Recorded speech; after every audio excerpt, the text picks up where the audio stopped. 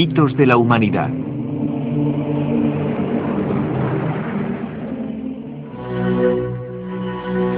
El Mahabharata.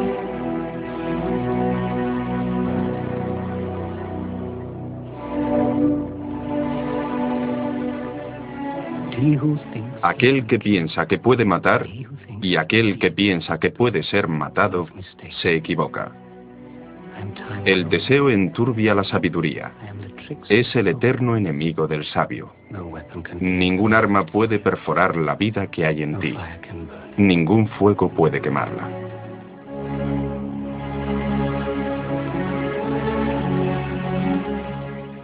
En Occidente a veces estudiamos las grandes obras de la literatura antigua, más bien por obligación que por puro placer. Homero, Shakespeare, nos parecen extraños, intelectuales, elitistas. El pasado no está vivo para la mayoría de nosotros. Hemos perdido nuestra conexión con él y nos sentimos extraños incluso en el mundo de nuestros abuelos. Es el precio que tenemos que pagar por el progreso que, en definitiva, es la creencia de que las edades doradas están siempre en el futuro, en la vanguardia. Ordenadores, medicina, ciencia. El pasado es una vergüenza. Nos avergüenza nuestra ignorancia, nuestras estúpidas supersticiones. Asumimos que es igual en todas partes, o pronto lo será. Paul William Roberts, viajero y escritor prolífico. Su libro más vendido en la India es El Imperio del Alma. El imperialismo del siglo XIX era muy diferente al de la actualidad, que se manifiesta en forma de multinacionales y bancos que actúan invisiblemente, y Hollywood que hace el resto. No interfiere directamente, pero no por ello es mucho más benigno que el antiguo. Al ocupar físicamente a las naciones, nos convertíamos en saqueadores. Por lo menos éramos más directos y honestos con nuestros objetivos en el tercer mundo, pero también mucho más brutales, ya que éramos más visibles y por tanto más vulnerables. Pero las generaciones siguientes que ocuparon y vivieron en las tierras que sus antepasados habían conquistado, por lo menos llegaron a entender, a apreciar e incluso a amar las culturas en las que vivieron. Y esto es especialmente cierto en la India.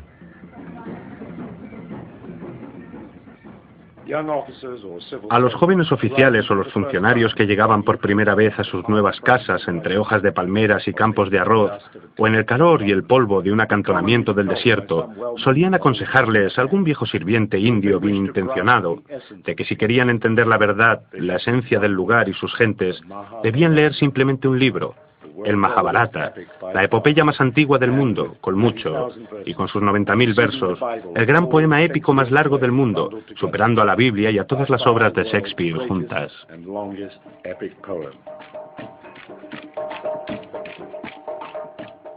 Maha en sánscrito significa gran. Bharata es humanidad, porque nosotros pensamos que todo el mundo desciende originariamente de la India, o India. Así que el Mahabharata es la historia de la gran India, o del hombre original.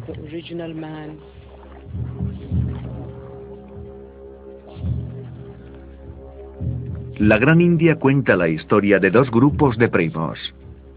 Los 5 hijos del difunto rey Pandu, los Pándavas, y los 100 hijos del hermano de Pandu, el rey ciego Dhritarashtra, los Kauravas.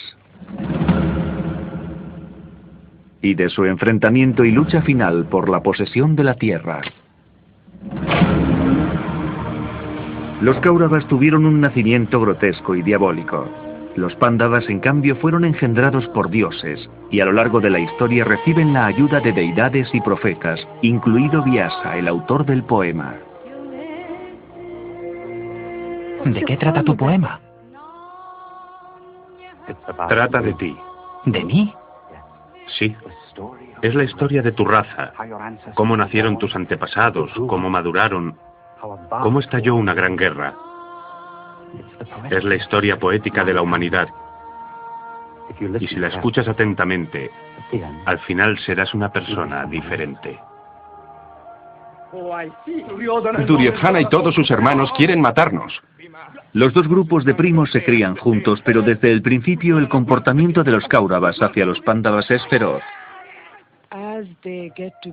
Cuando cumplen 18 o 20 años, la rivalidad se intensifica y se convierte en una lucha por conseguir la mano de la hermosa princesa Draupadi.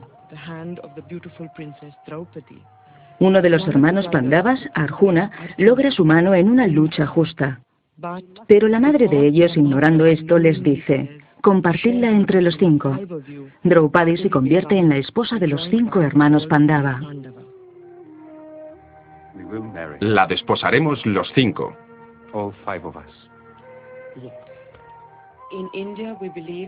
En la India creemos que los 5 Pandavas son los 5 sentidos, y tenemos una historia preciosa que dice que si los 5 Pandavas son los 5 dedos de la mano, Draupadi es la palma. Así es como se hace un poderoso puño. Sin la palma, los dedos nunca estarían unidos. En cada marido vemos una cualidad. El mayor es Yudhishthira, nacido de la rectitud y el conocimiento. El siguiente es Bhima, el hijo del dios del viento y supuestamente el hombre más fuerte del mundo. Después está Arjuna, que es el guerrero perfecto. Le siguen los gemelos Nakula y Sahadeva, las formas más elevadas de conocimiento y sabiduría. Cada uno de ellos es una parte del todo, pero cuando se unen se completa la naturaleza humana. Esa es nuestra visión de los Pandavas y Draupadi.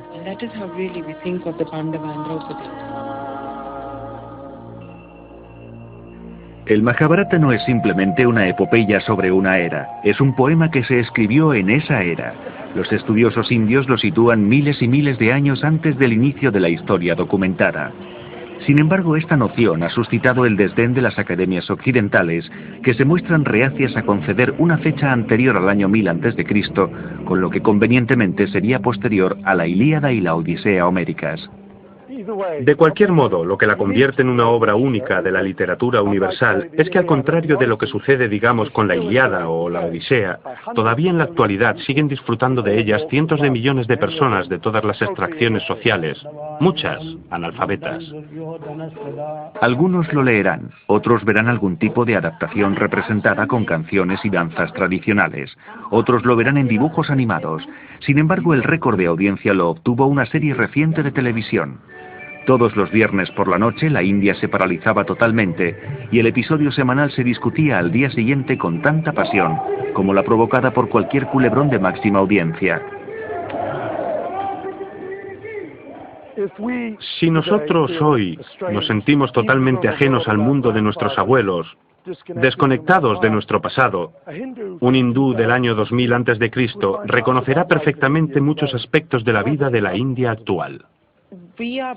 Nosotros hemos crecido con el Mahabharata. Nos ha dado nuestros héroes y heroínas populares, nuestra música popular e historias para leer a la hora de dormir, nuestras parábolas sobre la moral y los valores. El tebeo de más éxito será el que trate del Mahabharata o el Ramayana. Es difícil entender esto en el contexto occidental, donde la religión implica ir a la iglesia y ser practicante. Para nosotros no es así. Los escolares, por ejemplo, si hay algún niño en tu clase que es muy fuerte o gordo, dicen, es exactamente como Bhima. Eso da una idea de la vitalidad y contemporaneidad del Mahabharata en la actualidad.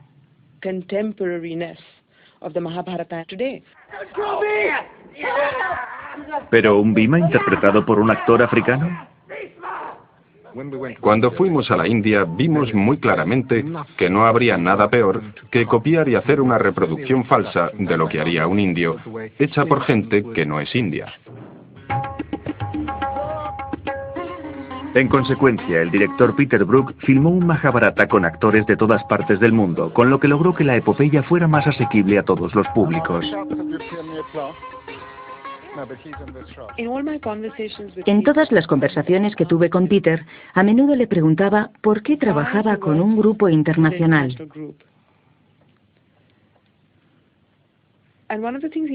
Y una de las cosas que me dijo fue, si un grupo tan pequeño, de diferentes razas, colores y países, puede crear algo armonioso, entonces el mundo tiene una posibilidad.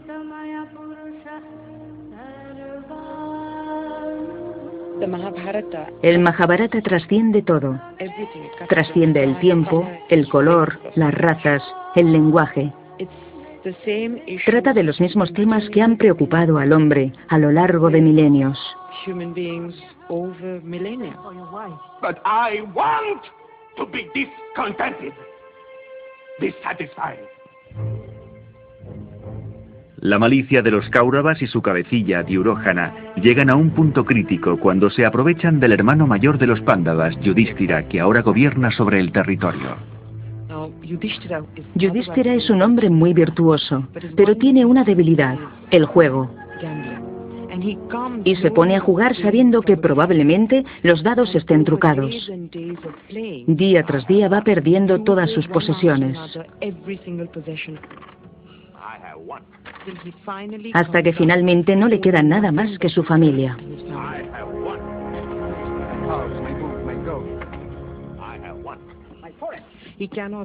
No puede parar, es como si estuviera poseído.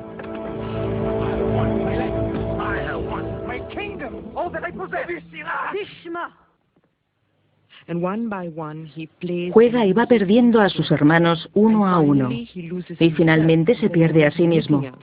Y Duryodhana, que ha querido a Draupadi desde el principio, le dice: todavía puedes jugarte a Draupadi.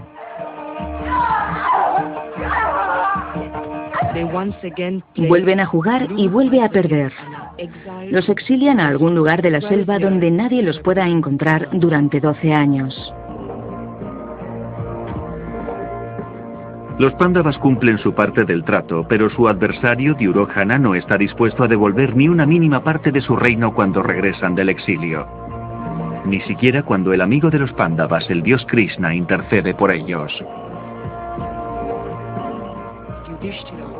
Yudhishthira, que no quiere ir a la guerra, envía a Krishna a los Kauravas para que les diga: no quiero mi reino, me quedaré con 5 ciudades, o 5 pueblos, o incluso 5 casas, y evitaré la guerra. A lo que Duryodhana replica: no daré 5 pueblos, no daré un pueblo, no daré ni un grano de arena de la tierra. Que una cosa quede clara: tendrás tu gloriosa muerte. Si la tierra clama víctimas, veremos una espléndida masacre.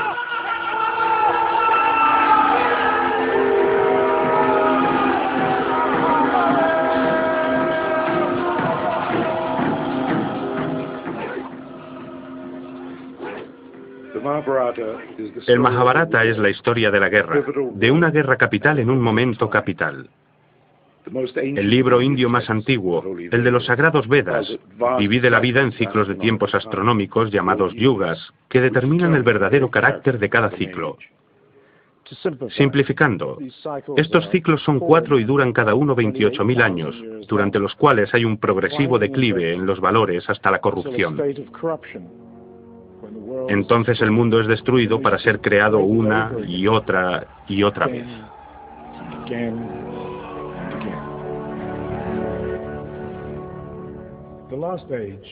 Ahora vivimos en el último ciclo, el Kali Yuga, en el cual las cosas han alcanzado el mayor estado de degeneración y la gente es más malvada. Pero según el libro de los Vedas, el ciclo empezó hace 14.000 años, con la gran batalla de Kurukshetra, alrededor de la cual gira el Mahabharata.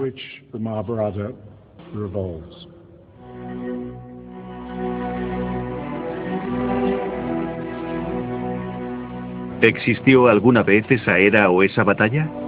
Si así fue, ¿cuándo y hasta qué punto es descabellado situarla mucho antes de la historia escrita como pretenden los estudiantes brahmanes? Es costumbre ver a los antiguos egipcios como la civilización continua más larga de la historia.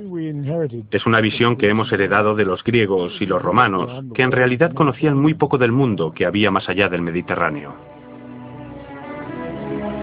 El primero en aventurarse en ese mundo fue Alejandro Magno, pero algo que encontró allí le hizo desistir de añadir la India a su imperio. En cambio, dio la vuelta con su ejército y volvió hacia Occidente totalmente cambiado. Pero nuestra ignorancia de la enorme antigüedad de la civilización de la India se debe más bien a nuestra tendencia a ver a Europa, nuestro mundo, como el centro de la vida en la Tierra. Esta manera de pensar resultó muy útil durante los días dorados del Imperio. Todavía seguimos pensando que todas las otras civilizaciones son civilizaciones menores. Y tal vez por eso nos sigue costando trabajo aceptar que en el subcontinente indio existió algo mucho más importante que todas las otras civilizaciones. Janssen es uno de los primeros científicos occidentales que ha realizado estudios en una zona que, cuando se explore más profundamente, obligará a hacer una revisión de la historia. A principios de los años 20, unos investigadores británicos que buscaban indicios del paso de Alejandro Magno descubrieron por casualidad una ciudad antiquísima. Pero estos eran años de descubrimientos espectaculares en otras partes. En Egipto se había encontrado la tumba de Tutankamón, y en comparación lo que se había desenterrado en la India parecía rudimentario y sin interés. En consecuencia, nadie le prestó atención. Porque no era lo bastante sensacional. En el Valle del Indo no se encontraron tesoros de oro. ¿No es sensacional? Sí, lo es y mucho. El noroeste de la India fue una zona que estuvo habitada desde muy temprano. Hemos encontrado restos que se remontan al 8º milenio, y de este hallazgo hace solo 10 años. Pero debería haber más publicaciones sobre ello y mucha más conciencia por parte del público. Centenares de ciudades que datan de hace 7, incluso 8000 años antes de Cristo. Milenios antes de Egipto o Mesopotamia, donde comienza nuestra historia. Mucho antes de que el primer faraón unificara Egipto, una enorme civilización se asentó entre dos ríos del Valle del Indo. El Indo, propiamente dicho, y el gran río Saraswati, que ya no existe. Uno de los centros era Mohenjo-Daro, que según recientes investigaciones es ahora el yacimiento arqueológico más grande del mundo. Mohenjo-Daro pudo fácilmente haber albergado a 70 u 80.000 habitantes. Se extendía hacia el noroeste de la India, cubriendo más de 1 millón de kilómetros cuadrados. Eso la convierte en la mayor civilización del tercer milenio, mayor que la de Mesopotamia e incluso Egipto. Solo ahora empezamos a entender mínimamente lo extraordinaria que fue esta civilización. Viviendas de 3 pisos con agua corriente, fría y caliente, un sistema de alcantarillado y calles amplias y elaboradas. Era un modelo de una sofisticada planificación urbanística. Pero hay un hecho que ha dejado perplejos a los científicos. No hemos encontrado restos de un poder absolutista, ya sea profano o sagrado, por ejemplo como encontramos en Egipto, donde se aúna en la figura del faraón el poder divino y terrenal. Pero en lugar de esto, lo que tenemos son grandes ciudades, de 40, 50 o 60.000 personas, construidas con ladrillo, como se hace hoy en día, en una proporción de 1 por 2 por 4. No utilizaban ningún otro material, así que es una ingeniería muy moderna y el pensamiento arquitectónico que hay detrás de todo esto sorprende. No podemos identificar templos o palacios. La estructura política debió de haber estado dominada en gran medida por los mismos ciudadanos. Si identificamos el concepto de civilización con el gobierno del pueblo, no hay duda de que esto sería la cuna de la civilización, sin duda.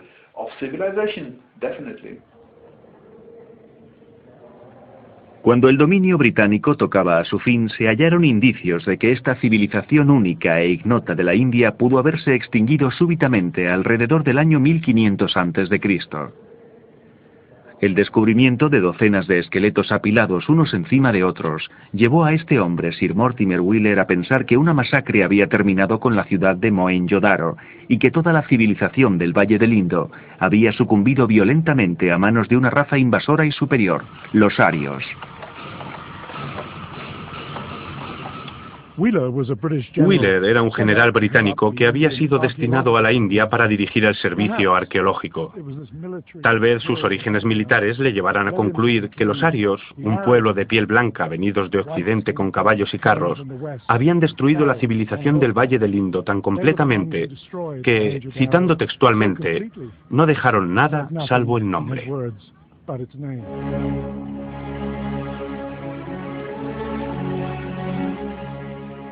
Las conclusiones de Wheeler se adecuaban a una mentalidad según la cual el colonizador es superior en todos los sentidos al colonizado. Desde entonces, generaciones enteras de historiadores han creído que los arios conquistaron y destruyeron la civilización del Valle del Indo y empujaron a otras razas más débiles y de piel más oscura hacia el interior de la India, y que allí empezaron una civilización totalmente nueva, y por lo tanto son los autores del Sagrado Veda y el Mahabharata. En vista de los nuevos descubrimientos, esa teoría empieza a tambalearse. En primer lugar, se ha descubierto que el río más grande de los tiempos de los Vedas, el Saraswati, se secó alrededor del 2000 a.C. Y dado que la teoría de la invasión aria sugiere que estos guerreros, los arios, vinieron a la India en 1500 a.C., ¿cómo es posible que cantaran al río más grande de la región, cuando ese río se había secado 500 años antes de que la invadieran?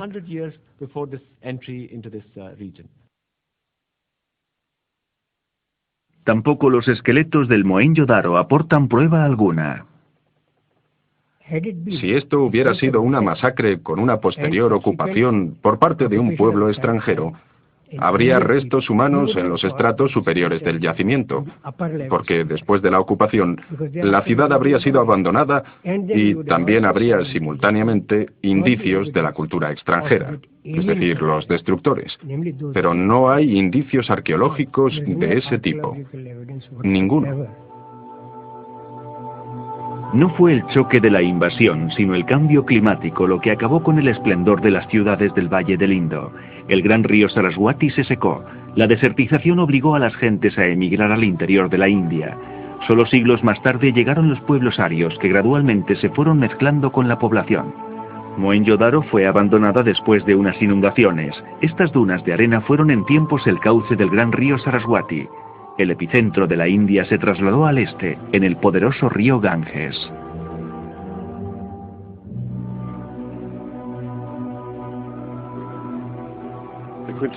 La quinta esencia de la India, su religión, ha permanecido inmutable desde que se escribiera el gran poema.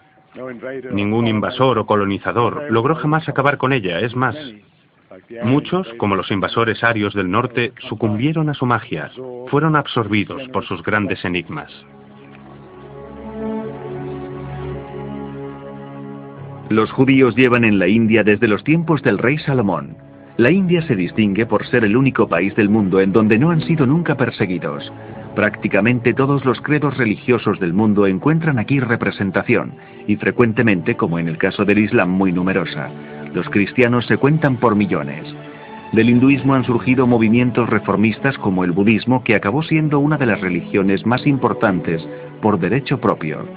Pero el alma india nunca fue conquistada. El libro de los Veda y el Mahabharata son el producto de una antigua civilización imperecedera, cuyo alcance solo ahora empezamos a comprender.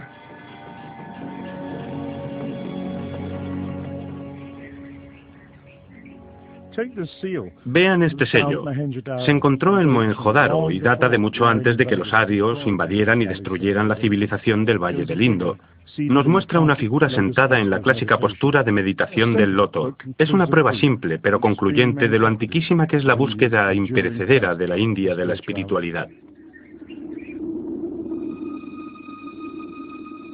En vista de los nuevos descubrimientos, las cronologías han empezado a alterarse y progresivamente se están dando fechas de composición cada vez más antiguas.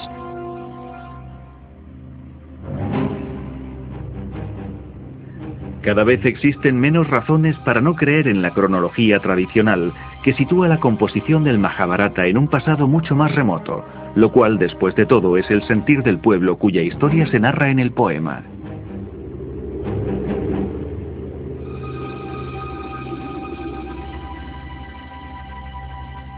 El poema describe una guerra que tuvo lugar mucho antes a la de Troya de la Ilíada y la Odisea homéricas.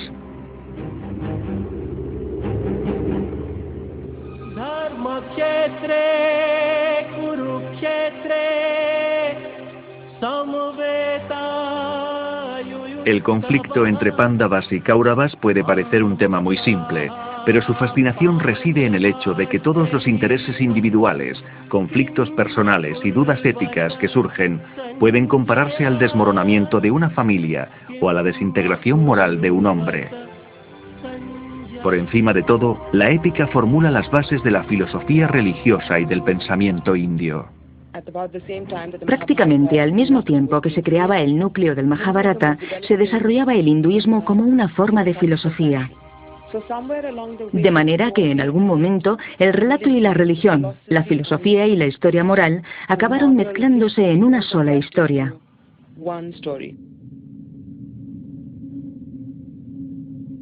Las raíces del hinduismo no se encuentran en la creencia en un solo Dios, como el monoteísmo de los cristianos o musulmanes, sino en un panteísmo donde toda la creación es Dios.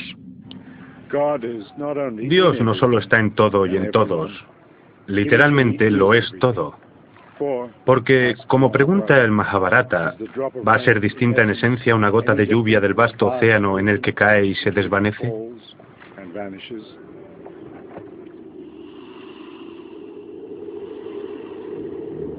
Si Dios es todo, está en nosotros, y nosotros somos Él. La búsqueda del hombre, por tanto, es la búsqueda interior de lo divino, llegar a formar parte de todo, parte de Dios.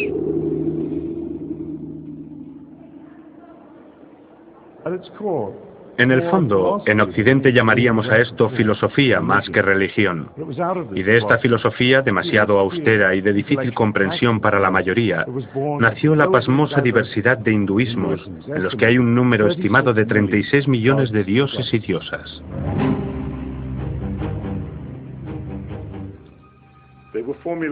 Fueron creados para los menos educados, de la misma manera que los creadores de los mitos cristianos sintieron la obligación de situar a Jesús al lado del único Dios, a crear a María a imagen y semejanza de la diosa madre y crear innumerables santos.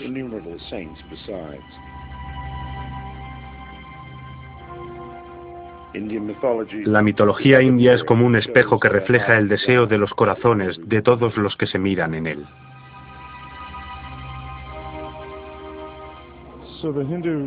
De manera que el hindú, en su templo, te recibirá diciendo: ¿así es que tú eres un seguidor de Jesús? ¿Has traído su imagen contigo? Es muy bonito también. Ponlo ahí, en el panteón hay sitio de sobra. Esto es así porque la idea original nunca se perdió, simplemente se amplió, se expandió para acomodar infinitos gustos. Pero hasta ahora, hoy en día, un hindú en el fondo solo cree de verdad en un Dios indescriptible, creador de todo, incluso de ti, y al cual todo vuelve.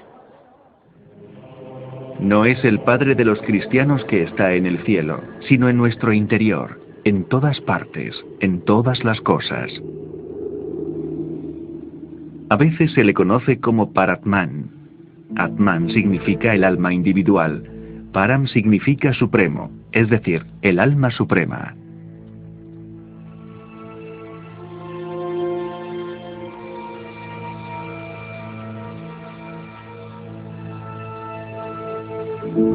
Nuestra mente, nuestros sentidos nos separan del alma. Nuestros deseos, con los que modelamos el mundo de nuestro alrededor, nos distancian de lo divino. El deseo desencadena los actos que dan forma a la realidad, pero los deseos nunca pueden satisfacernos porque son una ilusión. Es lo que los hindúes llaman Maya, la ilusión, que es tanto el arquitecto como la sustancia de este mundo. Pero quiero estar descontento, insatisfecho. Y así, el Maya, el deseo, alimenta los celos y el odio de los Kauravas. Su palacio es incomparable y se lo construyó Maya, el arquitecto supremo. Un palacio de ilusión donde los pensamientos se hacen realidad. Arjuna me dijo: mira esos muros de cristal. Y los vi. De pronto me choqué contra un muro invisible. Arjuna rió y me dijo: es la obra maestra de Maya. Piensas en un muro y el muro aparece. Sigo adelante. Bhima me grita: cuidado, hay un estanque delante de ti. Un estanque. No veo ningún estanque y sin embargo mis pies están mojados. Corro, abro la puerta. No hay tal puerta. Me choco contra una pared y me hago daño.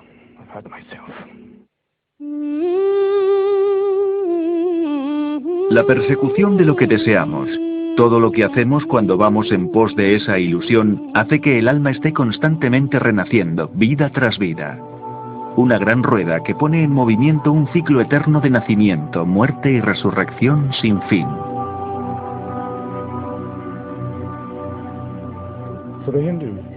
Para los hindúes lo que es triste es la vida, no la muerte. Es una visión que comparten muchos de los antiguos, quienes a veces consideran que estar condenado a la vida eterna es la peor maldición de todas, mientras que para nosotros es la mayor recompensa. Pero quizá nos equivocamos. El hindú busca otra realidad, la verdad interior y la unión con el alma suprema, el puro e inmutable Paramatman, que lo es todo.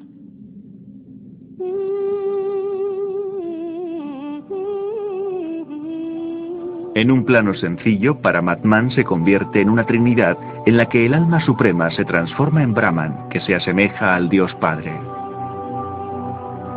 Otra expresión del alma suprema es el segundo ser de esa trinidad, Shiva, el destructor de mundos, el que limpia el suelo para que todo pueda volver a empezar. En él se reconcilian los polos opuestos de la existencia, la vida y la muerte. Como señor de la danza, baila a los formidables ritmos de la creación y la destrucción.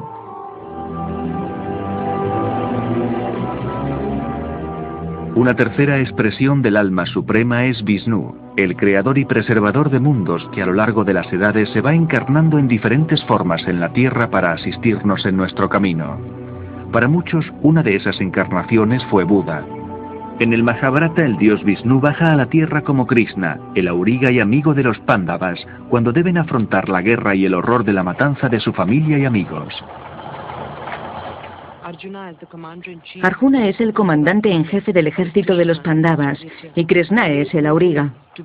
La guerra está a punto de comenzar y de repente Arjuna tiene un momento de flaqueza y cae a los pies de Krishna diciendo: "No puedo luchar".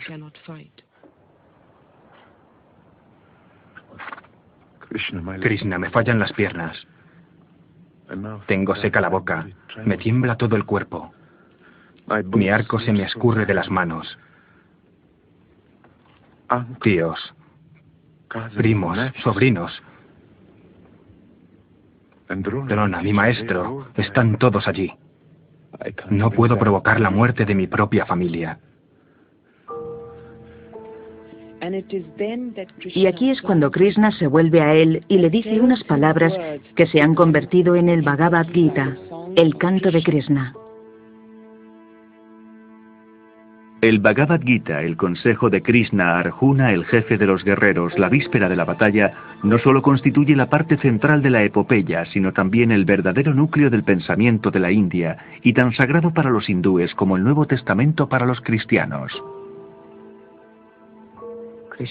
Krishna condujo a Arjuna a través de los enmarañados bosques de la ilusión, a través de todas las fibras de su espíritu.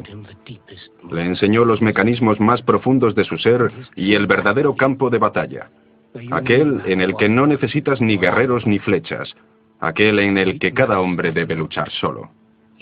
Le enseñó el misterio del mundo. Habló durante tiempo, mucho tiempo, mientras los dos ejércitos se preparaban para destruirse mutuamente. El Bhagavad Gita es la esencia de todo lo que es el hinduismo y es la exhortación de Krishna para que Arjuna acometa la acción correcta y tenga los pensamientos adecuados. La acción correcta o dharma es el principal motivo del Mahabharata. Vyasa, ¿por qué estás inventando este poema? Para grabar el Dharma en el corazón de los hombres. ¿Y qué es el Dharma? El Dharma es el gran invento original del pensamiento indio. Dharma es quizás una de esas palabras del sánscrito intraducibles, con múltiples significados, ninguno de los cuales es sinónimo.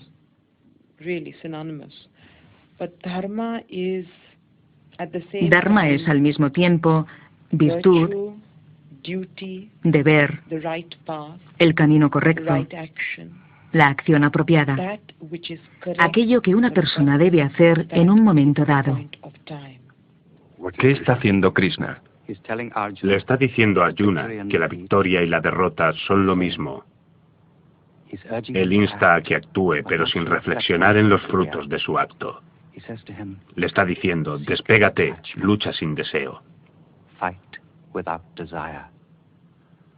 Me dices que olvide el deseo, que sea desapasionado, pero me instas a que luche, que masacre. Tus palabras son ambiguas, estoy confundido. Krishna le responde, No te retires hacia la soledad. La renuncia no es suficiente. Debes actuar, pero la acción no debe dominarte. En plena acción, debes permanecer libre de ataduras. Debes aprender a ver con los mismos ojos el montículo de tierra y el montón de oro, la vaca y la salvia, el perro y el hombre que devora al perro. Existe otra inteligencia, más allá de la mente. Dharma trasciende la caridad, la acción de hacer el bien en este mundo. Se trata de actuar para beneficio del alma independientemente de lo que el mundo necesite. el Dharma rebate la crítica occidental de que el pensamiento hindú no deja mucho margen al libre albedrío. Es decir, el hombre está sujeto a la rueda del destino, a la rueda de la reencarnación que gira, y gira, y gira, y gira. El Dharma ofrece una vía de escape al destino de la reencarnación, la del desentendimiento de este mundo de ilusiones que te lleva a la verdad esencial que el hinduismo busca. El Bhagavad Gita ilustra el ámbito infinito de los Vedas. Es decir, Veda es Nitya, ha estado ahí siempre. Es Ayam y Ayayam. Es decir, nunca ha tenido un principio ni disminuye con el tiempo. Entonces alguien que imbuido del espíritu de esta eternidad, ¿qué muerte puede sobrevenirle? Y desde luego, ¿qué muerte puede causar a los demás?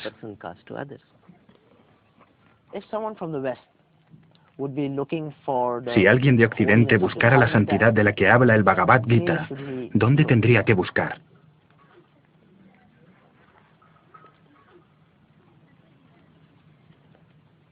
Allí donde oigas el susurro de un arroyo, está la entrada hacia lo divino.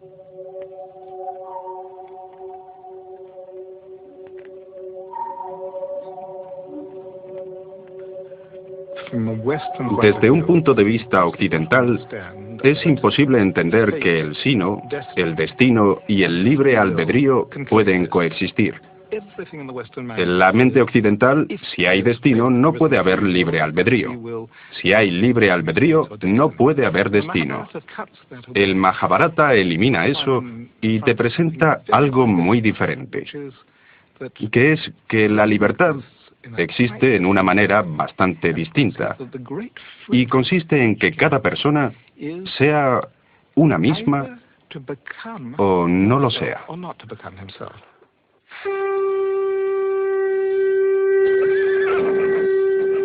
Este distanciamiento es lo que le permite a Arjuna tocar el cuerno, a pesar de los horrores que la guerra promete.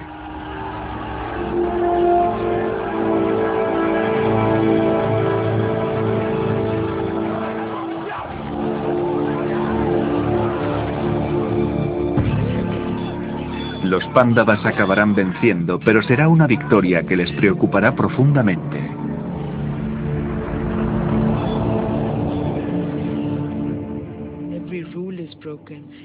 Hay una destrucción de todos los valores. No hay diferencia entre los buenos y los malvados. No hay diferencia entre el enemigo y el que no lo es.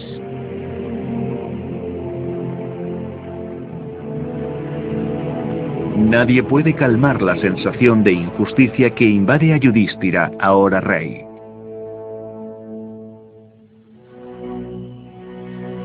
Finalmente los Pándavas deciden que ha llegado la hora de que ellos también dejen el mundo y se embarquen en el gran viaje adentrándose en el frío norte en busca del cielo. Uno a uno caen en el abismo y perecen.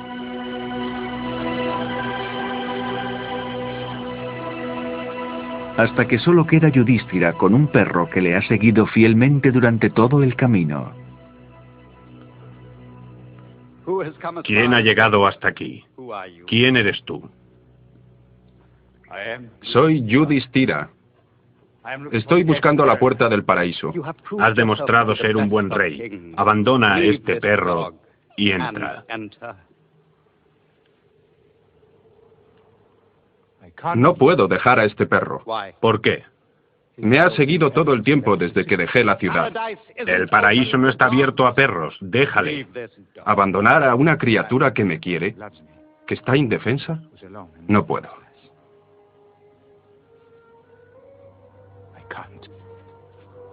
Esa es la acción correcta. El perro es su padre, el perro Dharma, que pone a prueba su virtud.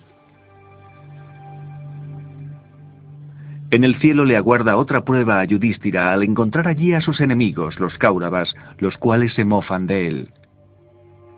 Sus hermanos están en el infierno.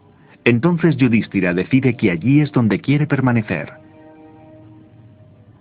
Me quedaré aquí para siempre. Con mi familia. Pero esta es la última prueba, la última ilusión. No has conocido ningún paraíso, ni ningún infierno. Aquí no hay felicidad, ni castigo, ni familia, ni enemigos. Levántate en paz. Aquí acaban las palabras, como el pensamiento. Esta ha sido tu última ilusión.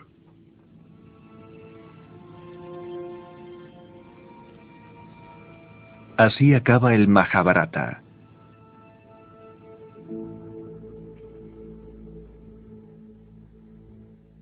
De las muchas dimensiones que tiene el poema, la siguiente es una de ellas. En realidad está hablando de ti. Krishna es la mente, el auriga del cuerpo, los caballos son los sentidos. Arjuna es el alma individual. Es relevante a la condición espiritual de cada persona en cualquier momento de su vida.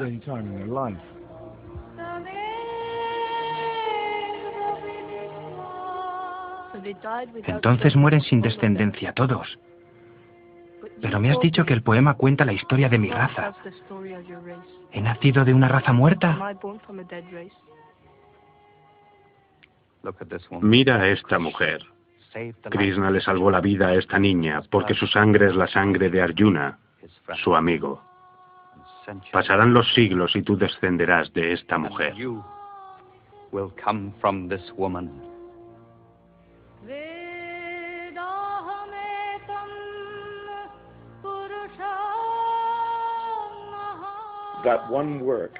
Que una obra pueda contener a la vez tanta sabiduría y entretenimiento después de varios milenios es increíble y no tiene parangón. Aunque la Ilíada de Homero, así como el Nuevo Testamento, fuera tan popular hoy en día como lo fue hace 2000 años, aún así no podría compararse con el poema atribuido a Vyasa. En comparación, hasta Shakespeare es un peso pluma.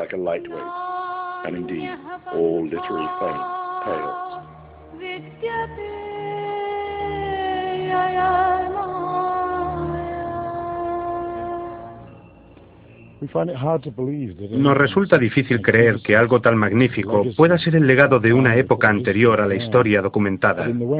En Occidente, nuestros eruditos, ante todo, han buscado los orígenes de la civilización cerca de casa. Para nosotros, la India es una mera nota al pie de página. Necesitamos testimonios, documentos, registros. Pero al contrario de lo que pasa en Egipto o Mesopotamia, donde nada se deteriora, el clima de la India es una garantía de que nada, ni tan siquiera las inscripciones en piedra más dura, sobrevivirá más de un milenio. Pero, ¿podríamos equivocarnos? En lugar de ser una nota a pie de página, ¿debería la India estar en los capítulos principales de nuestros libros de historia?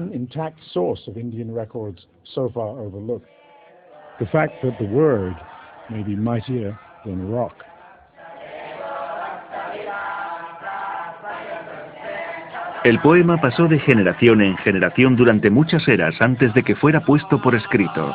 Gracias a complicados ejercicios, los versos han podido ser recordados con una asombrosa exactitud.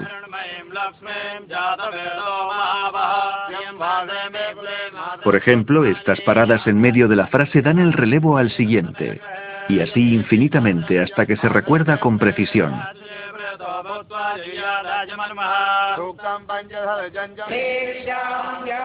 Las palabras se cantan, tienen rima y ritmo.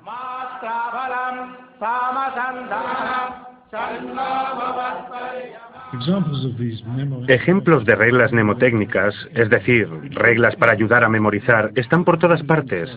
Pero el sánscrito, la lengua de los Vedas, tiene un metro, un ritmo inherente a la lengua tan preciso que siempre sabes si te has equivocado o no. Es posible que la tradición oral, los mismos poetas, hayan esculpido un monumento capaz de soportar mejor que las rocas el paso del tiempo. Pero cuando se pone por escrito se pierde. Funciona de oído, siguiendo el ritmo del corazón. El sonido acalla a la mente, detiene todo pensamiento. Pero como dice el libro, comete un solo error. Ahí es cuando ataca la serpiente, cuando el oído escucha. La tradición oral no necesita de libros escritos, y si es posible recordar perfectamente durante 1000 años, ¿por qué no durante milenios o más? Dentro de los Vedas y del Mahabharata, los estudiosos han encontrado recientemente sorprendentes corroboraciones de la antiquísima fecha de composición de estos textos. Las pruebas tienen que ver con la mención que se hace en el libro de los Vedas y el Mahabharata de las estrellas y los cielos.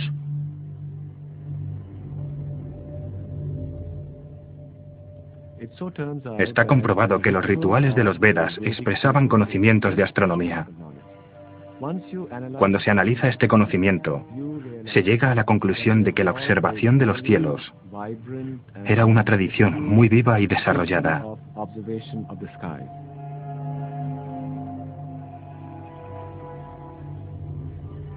En la antigua India se conocía desde hacía milenios un fenómeno de la astronomía llamado precesión, con el cual no estamos familiarizados la mayoría de nosotros.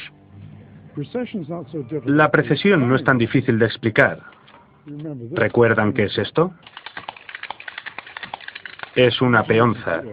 Imagínense que es la Tierra que gira alrededor de su eje, lo cual nos da los días y las noches. Pero al mismo tiempo hay un movimiento de contrarrotación, un desplazamiento. El eje de la Tierra se desplaza cada 26.000 años. Desde la Tierra, este bamboleo hace que parezca que las estrellas y las constelaciones viajen por los cielos. Detrás del sol del amanecer, las vemos cambiar cada poco más de 2000 años. Nos referimos a Piscis, Aries y Tauro.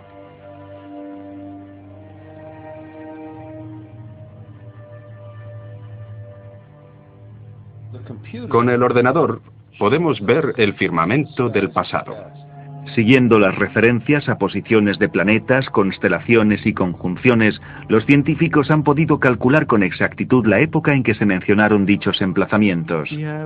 Hemos podido establecer que las referencias astronómicas que existen en el libro de los Vedas, que son muchas, hablan de periodos de tiempo que se remontan al segundo, tercer y cuarto milenio antes de Cristo, e incluso antes.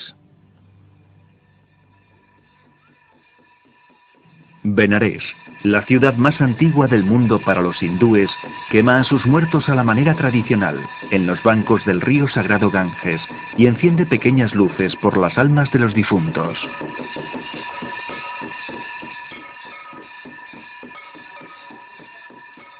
Si el Mahabharata tiene algún mensaje que transmitir, sin duda es que el hombre debe preocuparse ante todo por buscar la paz interior y la verdadera felicidad, la cual no está aquí en este mundo. Entender esto es la clave para entender la esencia del pensamiento indio. La indiferencia por las posesiones materiales, algo muy evidente aquí, pero que a los ojos occidentales es un crimen, es producto del conocimiento intrínseco de que cualquier cosa que ganes en este mundo la perderás en el momento en que tu cuerpo se reduce a cenizas, se funde y desaparece en el aire. Entonces, ¿para qué preocuparse demasiado por cosas efímeras? Puede que esto sea una receta para la pobreza, pero también lo es para acumular el tipo de riqueza que uno puede llevarse consigo al otro mundo.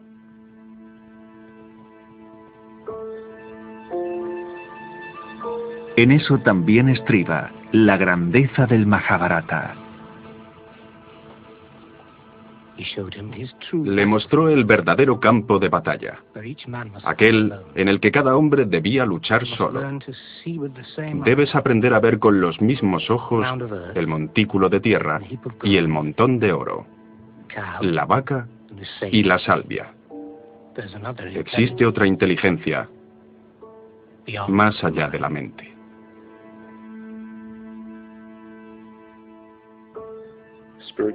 Parece que la ciencia del espíritu, la técnica exacta para la autorrealización y la liberación, ha sido una parte de la sociedad india desde muy antiguo.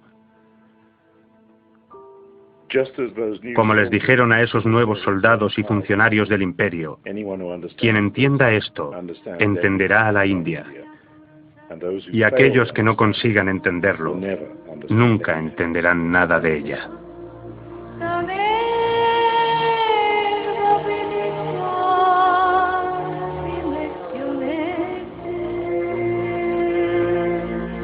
Nam